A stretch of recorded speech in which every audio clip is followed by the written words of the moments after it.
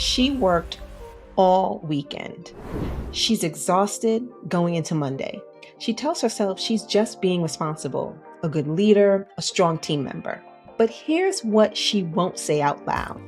She's been doing this for 6 years. She's crushing it at her current level. And she cannot figure out why she's not getting promoted. If that's you, if you're a Black woman who's a director or vice president, doing everything right and still not breaking through to senior leadership, this video is for you.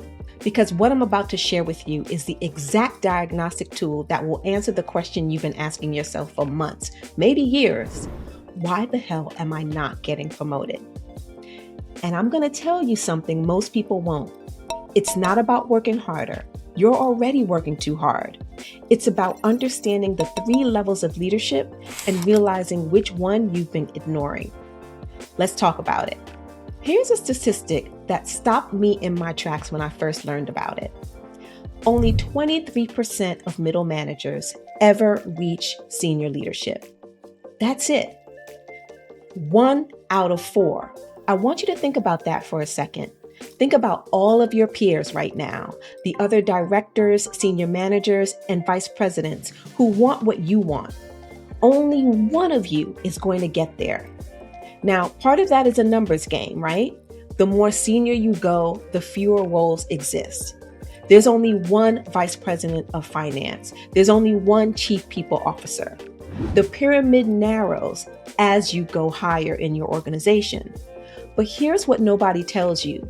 The other part is a leadership gap that you didn't even know existed. Most of us, and I'm including myself in this, spend our entire careers focused on one level of leadership. And we master it. We become indispensable at it. And then we wonder why we're stuck. Today, I'm breaking down the 3 levels of leadership that every executive and executive-bound leader is evaluating you on, whether they've told you explicitly or not. And by the end of this video, you're going to know exactly which level you've been neglecting. You're going to know why you're not getting promoted, and you're going to know what to do about it. So let's talk about the 3 levels. I like to think of them as layers, like circles inside of circles, because leadership isn't linear. It's cumulative. Level 1 is at the center, the core. That's leading yourself. Level 2 wraps around it. That's leading teams or leading other people.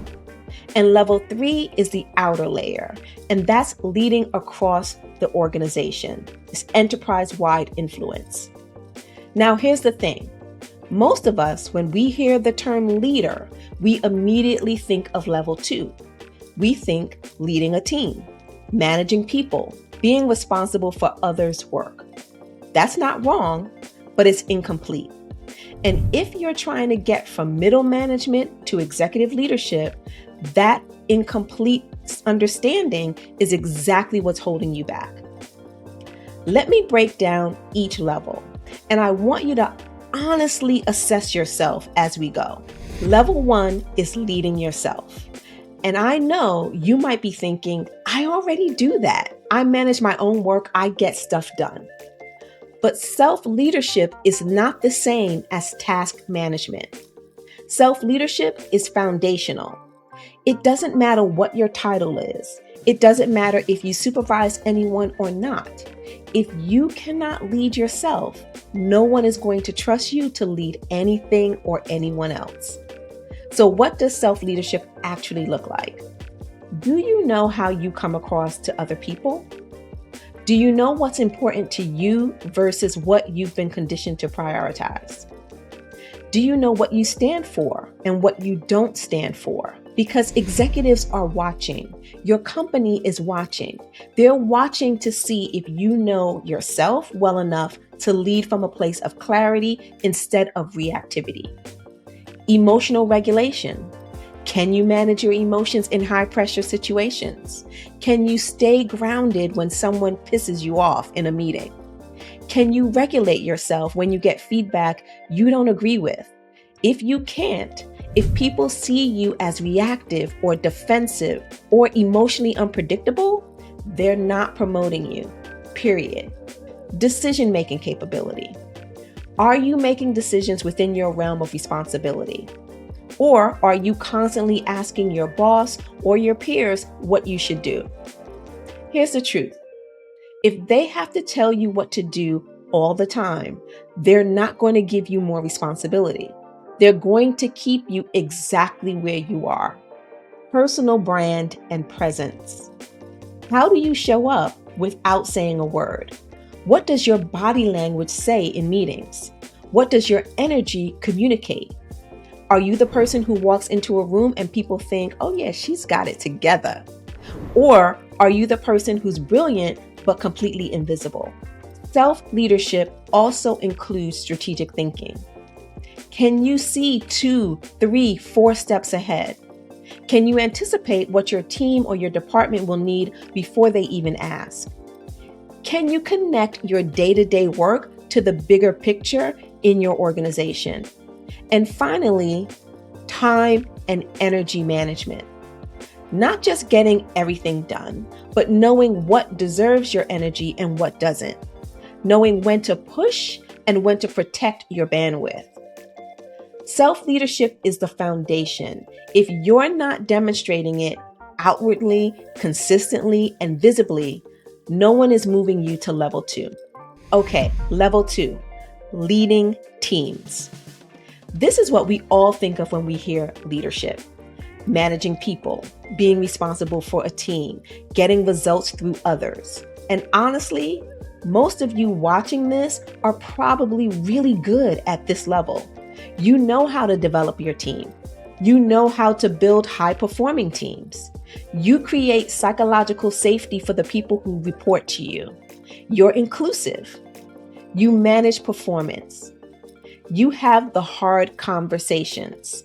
But here's where I see so many Black women get stuck. You're so good at level 2 that you become indispensable. Your boss loves you, your team loves you, you're getting high fives on all performance reviews, you're crushing it. And that's exactly why they're not promoting you. Because if they promote you, who's going to do your current job? Who's going to take care of that team the way you do? Who's going to deliver the way you deliver? You have made yourself so valuable at level 2 that they can't afford to move you. This is what I call the indispensable team leader trap. You're working on weekends. You're not delegating because nobody does it as well as I do. You're personally invested in every single detail. You feel responsible for your team, for the results, for everything. And it feels good, right? It feels like leadership. But here's what it actually is. It's a comfort zone that's keeping you stuck.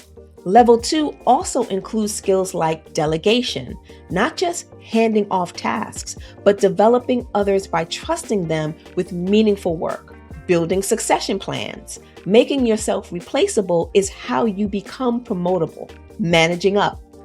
Advocating for your team, having a strategic conversation with your boss, influencing upward.